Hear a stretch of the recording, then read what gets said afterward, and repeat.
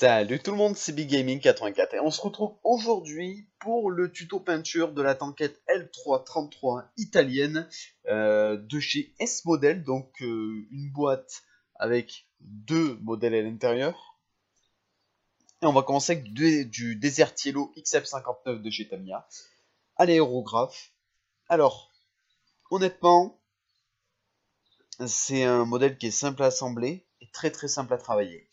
Euh, il faut pas hésiter à y aller, à vraiment à essayer de personnaliser au maximum, vraiment de travailler dessus, de vraiment de faire quelque chose de bien. Et moi, c'est ce que j'ai essayé de faire. Et honnêtement, je me suis régalé. Et là, voilà, on fait une première couche. Et moi, j'ai fait la première couche assez épaisse. Pourquoi? Tout simplement parce que je vais beaucoup travailler sur la peinture derrière, notamment avec du Bone 122 de chez MIG pour faire les traces d'éclaircissement. Donc, faut pas avoir peur de mettre des couches épaisses pour que la peinture tienne bien. Donc, le Bone, à quoi va servir le Bone ou notre couleur du style? Il faut faire tout simplement des éclaircissements aux endroits où le soleil va taper. C'est tout. Ensuite, on prend du noir de chez Pebo. Pourquoi ce noir-là? Je pense que des fois vous devez vous dire, mais il l'utilise à outrance. Ben oui, parce que c'est une peinture qui couvre bien et c'est une peinture qui rend un effet à la fois mat, mais à la fois, je sais pas comment dire, elle a un effet particulier cette peinture de chez PBO et elle est super bien. Enfin, honnêtement, elle va très bien. On fait des chenilles, on va faire les bandes de roulement, des galets, tout ça. Donc, faut pas hésiter à travailler là-dessus de manière simple. Là, c'est la première couche que vous mettez sur les chenilles, donc c'est vraiment pas quelque chose sur lequel on travaille le détail. On va le travailler plus tard. Sachant qu'en plus, on va utiliser du pigment pour modifier tout ça. Il n'y a pas besoin vraiment d'aller trop dans le détail. Donc, là, on fait les bandes de roulement des galets. Pas hésiter à y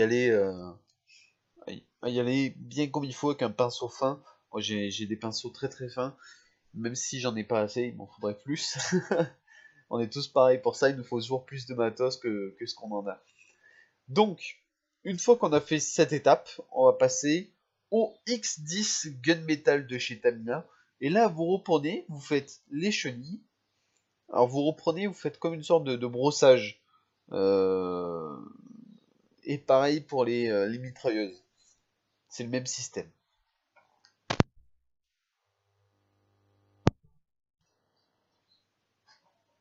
Donc, vous voyez, le Bon tout à l'heure a fait des éclaircissements vraiment à l'endroit où tape le soleil. Il faut se dire qu'il faut, quand la lumière tape, il faut qu'on voit plusieurs nuances de couleurs. Alors, on peut s'amuser à mettre jusqu'à 4 couleurs, mais il faut pas trop charger. Il faut surtout savoir où les appliquer. Et sur une tanquette aussi petite, c'est pas facile. C'est pas facile. Ou alors, il faut vraiment viser les zones d'ombre. Le jaune de chez PBO pour faire les phares tout simplement à l'avant. Et enfin le Red Letter 133 de chez MIG, on va faire les échappements et on va commencer à travailler les petits points de rouille. Alors, allez-y vraiment doucement. Ne vous amusez pas à mettre de la rouille de partout, c'est inutile. Il faut vraiment travailler ça avec parcimonie et que le résultat soit le plus réaliste possible. Il ne faut pas s'amuser à faire quelque chose de gavé à outrance, tout ça. Il faut y aller mollo. X10 Gunmetal de chez Tamiya, on va faire les grilles d'aération du moteur qui est à l'arrière. Là, c'est une étape simple, vous y allez. Vous faites votre gunmetal, les deux côtés. Et de toute façon, on va le retravailler encore par la suite. Alors, il y en a, je veux dire, vous pouvez le laisser dans l'état où elle est là. Si vous jugez que c'est suffisant pour du wargame, n'hésitez pas. Le MiG 1620, c'est un Lavi spécialement fait pour les véhicules déserts. Donc vous y allez. Et, et là, juste avant cette étape, j'ai déjà mis les décalcos, en fait. Pourquoi j'ai mis les décalcos? Tout simplement parce qu'ils vont se noyer avec le lavis, et ça m'arrange, ça fera une couche pour protéger les décalcos, ils se barreront pas. Parce que vous le savez, tout comme moi, les décalcos, c'est une horreur pour une chose, c'est que ça tient pas dans le temps. Il faut les vernir, il faut... Voilà. Et là, malheureusement, je préfère moi les mettre maintenant, les noyer dans un lavis bien conçu, et voilà. Le Dark Wash de chez Big, et on va refaire les aérations à l'arrière. Ça permet de remplir le fond de la grille.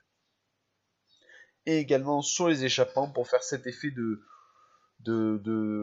chaud, je sais pas comment dire, de chaleur, mais à la fois de rouille, un mélange de tout, quoi, un mélange de tout, de mécanique, de crasse, voilà, il faut un peu de tout. Et on y met du pigment rouille, bien évidemment, pour compléter les choses. Et on en met un petit peu partout, aux endroits qui sont susceptibles de rouiller, histoire que ça fasse un peu sympa. Comme vous le voyez, en fait, j'ai peint les deux modèles de front, hein, je les ai peints en même temps. Chaque fois, je vous ai mis un seul modèle en cours de peinture. Donc, c'est le mieux.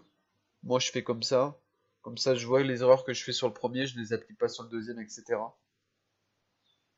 Après, vous pouvez vous dire, ah ben non, moi, je préfère en peindre un d'une couleur, un d'une autre. Je le fais aussi. Et là, j'essaie surtout de faire une armée italienne un petit peu complète pour le désert, donc là, ça me semble les mieux comme ça. Même si j'ai pas de table désert encore. Du pigment sable pour faire le char. Alors là, surtout, n'hésitez pas, vous chargez, vous en mettez sur l'avant du char. Pourquoi? Parce que faut savoir que quand il roule dans les dunes, le sable est projeté un peu de partout. Il y en a sur les côtés, devant, dessus, etc. Donc faut vraiment essayer de faire quelque chose pour que le résultat soit sympa. Que ça se voit qu'il ait été dans le sable, tout ça. Et au début, quand vous trempez le pigment, ben, vous mettez le pigment avec de l'eau. Le problème, c'est que ça, vous avez l'impression qu'en fait, ça va faire trop foncé, trop chargé et tout. Ne vous inquiétez pas, c'est normal. On a tous cette réaction-là. C'est juste qu'il faut y aller doucement et surtout attendre que ça sèche. C'est là que vous verrez le résultat. Ne vous inquiétez pas, ça va se rééclaircir derrière. Parce qu'effectivement, avec l'eau, le pigment devient plus foncé. Et enfin, on a cette impression qu'il devient plus foncé. Ne vous inquiétez pas, c'est qu'une impression, encore une fois. Donc, il n'y a pas de souci. Là, vous inquiétez pas, on approche du résultat final. On a quasiment fini. C'est pareil, n'hésitez pas à prendre des petits tas de pigments pour essayer de faire en sorte que ça colle. Et voilà les résultats finis. Les deux tanquettes sont... Ah bah, sinon, c'est flou, c'est flou. Hop, voilà. Les deux tanquettes sont terminées. Donc c'est très très sympa. Le résultat est génial. Pour du wargame, c'est nickel. Même pour du diorama, ça va très très bien, honnêtement. Et puis regardez, voilà, les photos, le résultat est sympa, honnêtement. Ça fait réaliste, ça fait bien, tout simplement. Ça fait vraiment bien, et ça fait vraiment fini, vraiment travaillé. Et moi, c'est ce que je voulais, et j'ai le résultat qui me plaît, et qui me convient bien. Honnêtement, vous voyez, il n'y a pas de souci. C'est génial. Regardez ça à l'arrière, tout ça. C'est vraiment bien fait, et vraiment... Enfin, je trouve ça bien fait, bien conçu, et je trouve que j'ai bien travaillé sur sur ces deux maquettes. Écoutez, j'espère que le résultat vous plaît. N'hésitez pas à laisser un petit j'aime, un petit commentaire et à vous abonner surtout pour aider la chaîne. Et sur ce, à plus tout le monde.